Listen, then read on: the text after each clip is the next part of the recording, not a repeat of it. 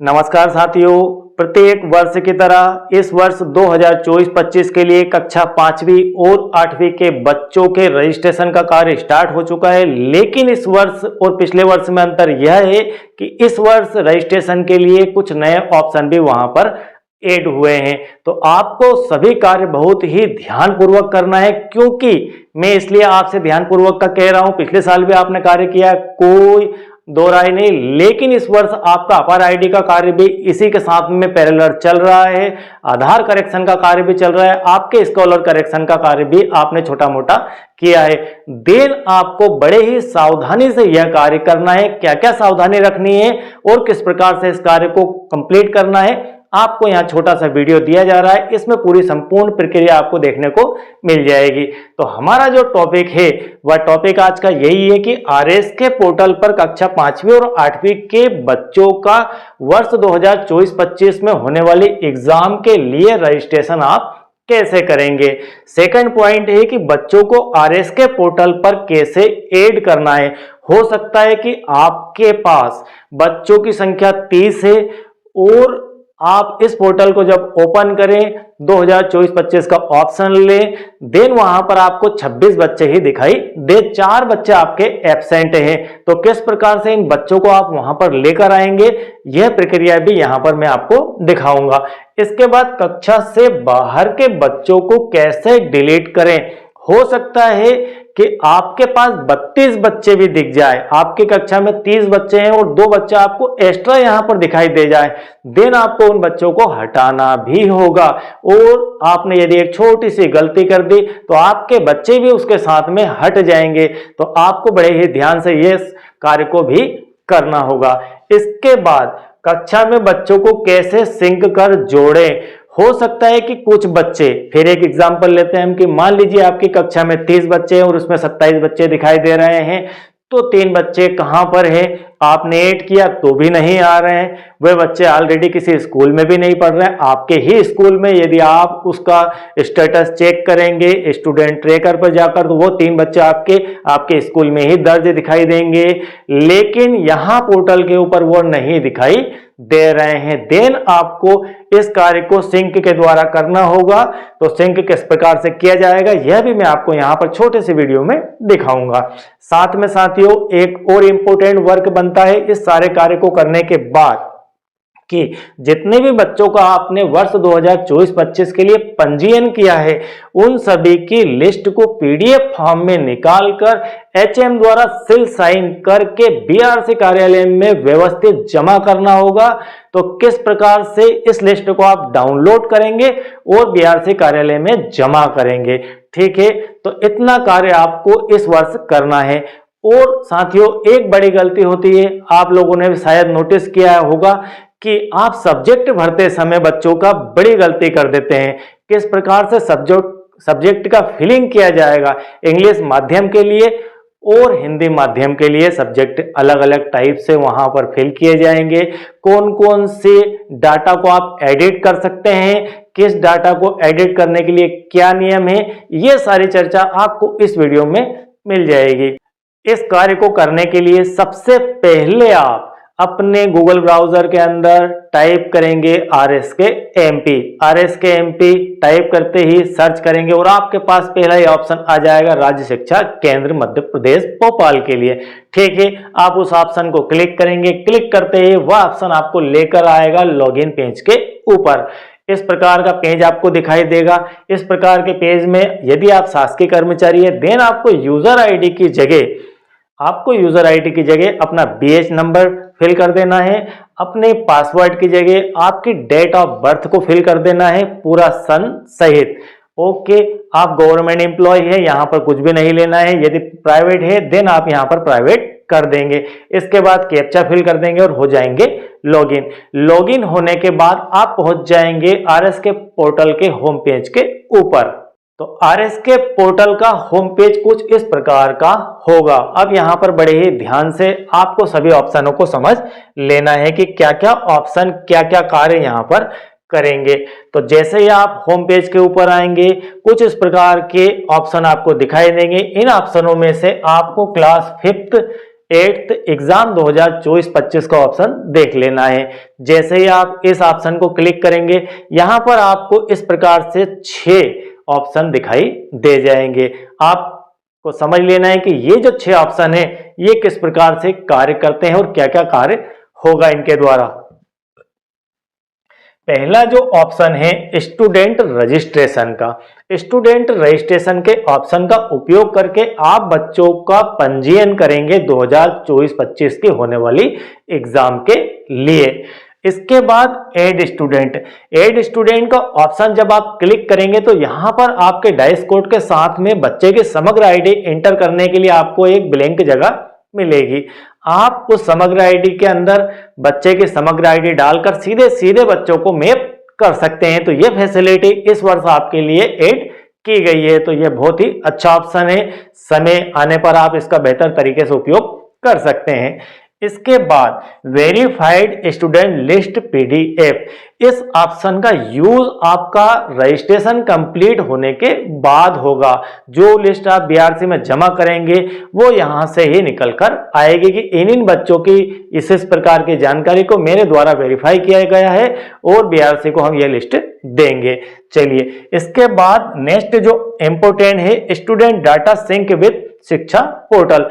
आप इस ऑप्शन का उपयोग करके बच्चों को सिंक कर सकते हैं। मैंने आपको एग्जांपल बताया था कि बच्चे को ट्रैक किया तो बच्चा आपके स्कूल में दिखाई दे रहा है, लेकिन वह इस लिस्ट के अंदर शामिल नहीं है। कौन सी लिस्ट के अंदर? स्टूडेंट रजिस्ट्रेशन को जब आप ओपन करेंगे तो उस लिस्ट के अंदर आपको वो बच्चे नहीं दिखाई देंगे। तो सबसे पहले आपको यहां पर डाटा को सिंक तो कर ही लेना है। सिंक करने के बाद यदि कोई एक्स्ट्रा बच्चा आपको दिखाई दे तो हटा दीजिए, और कोई बच्चा अगर कहीं छूट रहा है तो वो सिंक होकर आपके इसमें ऐड हो जाएगा।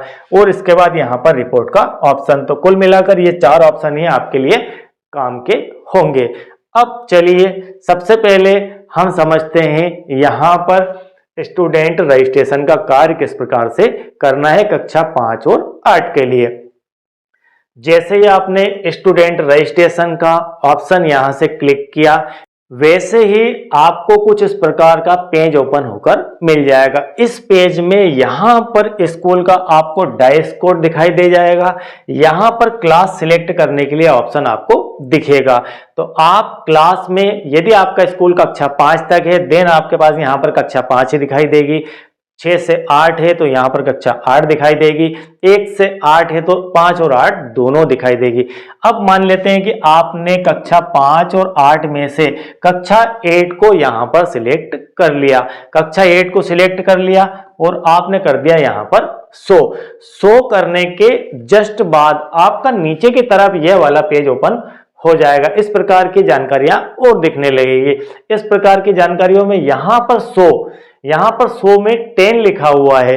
यदि आपके पास बच्चों की संख्या मान लीजिए 30 है 40 है तो आप यहां पर 50 का ऑप्शन ले सकते हैं। 50 का ऑप्शन लेने से क्या होगा, 50 बच्चे तक आप एक सूची के साथ लिस्टेड होकर देख सकते हैं। अदरवाइज यहां से आपको पेज को जंप करवाना होता है, तो यहां से आपको जंप करवाने की प्रॉब्लम से छुटकारा मिल जाएगा और एक साथ पूरी सूची आपको दिखाई दे जाएगी। नंबर 2 बात, यदि आप चाहते हैं कि बच्चों को जो यहाँ पर सिटिंग अरेंजमेंट है, यहाँ पर जो अरेंजमेंट है उसको आप समग्र आईडी के अनुसार करें, तो आप यहाँ पर क्लिक करके समग्र आईडी के क्रम में उसे अरेंज कर सकते हैं। यदि आप चाहते हैं कि बच्चों को नेम के अकॉर्डिंग अल्फाबेटिकली हम यहाँ पर अरेंज करके देखें, ठीक है, बड़े ही ध्यान से समझ लीजिए, अल्फाबेटिकली अरेंज करके देखना चाहते हैं तो आप यहाँ पर जैसे स्टूडेंट नेम में क्लिक करेंगे, यहां पर आप जैसे ही क्लिक करेंगे तो ये सारे जो नाम हैं वो आपके अल्फाबेट में अरेंज होकर आपको मिल जाएंगे। तो ये जैसा भी आप अरेंज करना चाहते हैं, उम्र के अनुसार अरेंज करना चाहते हैं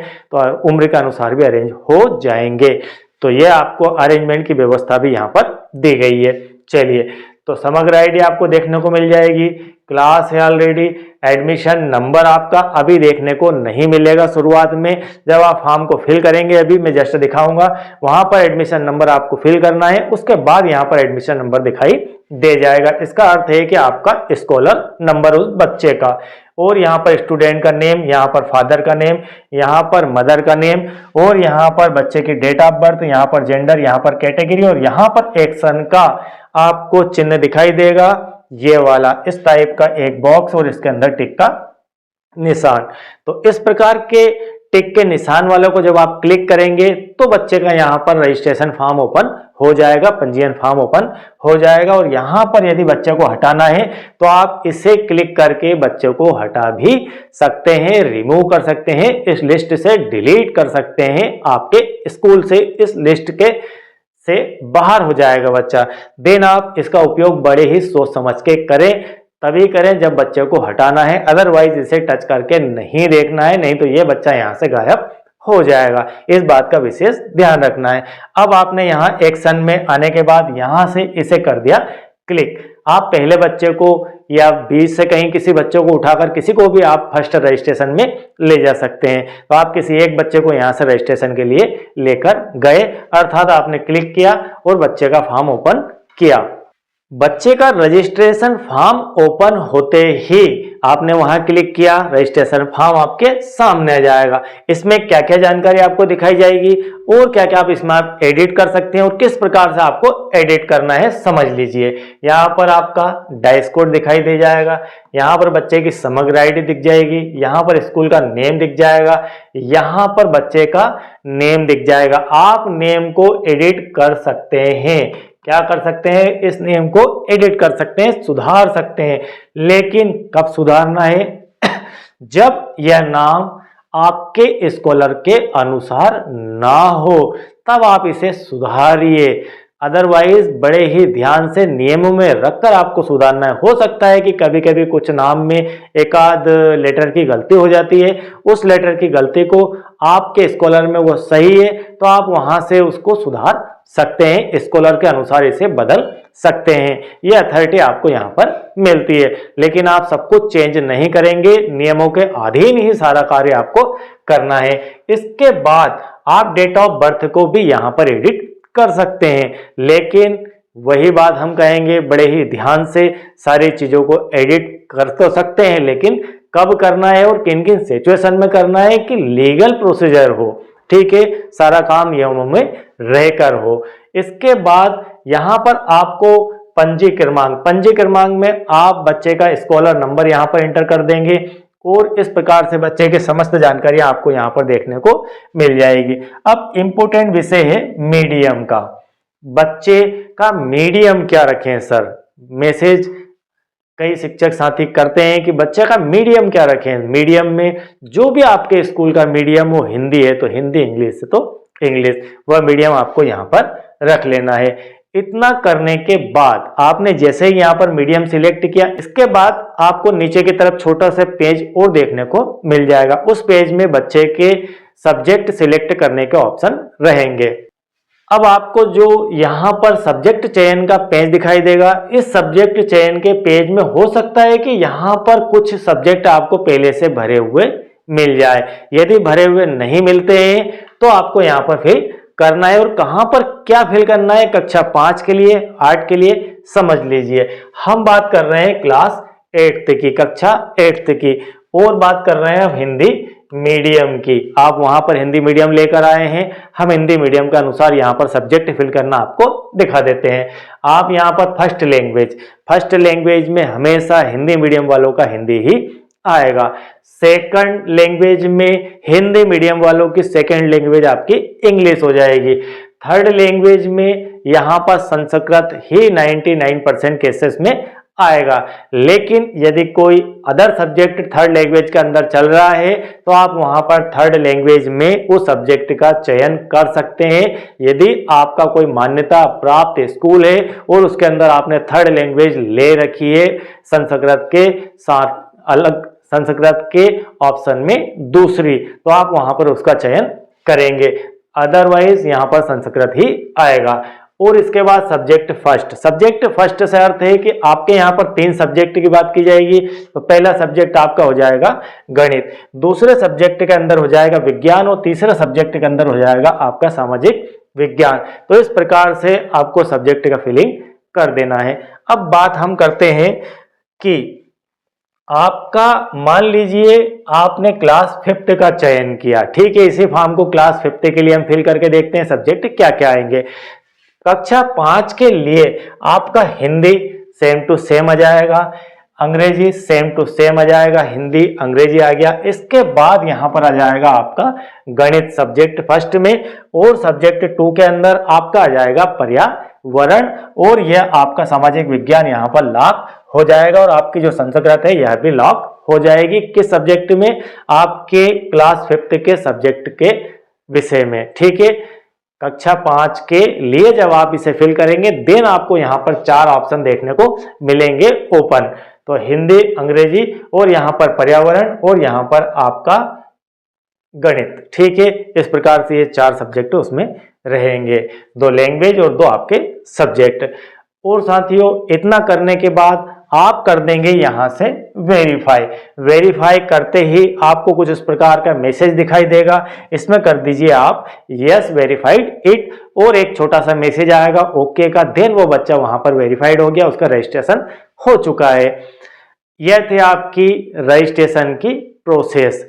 अब आप इस बच्चे का हो सकता है कि आपने कोई डाटा गलत फिल कर दिया, देन आपको क्या करना है, आप वहां से स्कूल रजिस्ट्रेशन के ऑप्शन से वापस जिस लिस्ट को आप अभी उस बच्चे को वहां से क्लिक करके एक्शन से लेकर आए थे, वहां पर आपको नीले कलर की पट्टी दिखाई दे जाएगी, उस पट्टी में वहां पर आपको एडिट का ऑप्शन भी दिखाई देगा, वही क्लिक का निशान, उसको करेंगे तो वैसे ही का वैसा ही प्रोसीजर वापस आप कर देंगे, वहां पर एडिट करके फिर अगेन उसे वेरीफाई करके लॉग कर सकते हैं।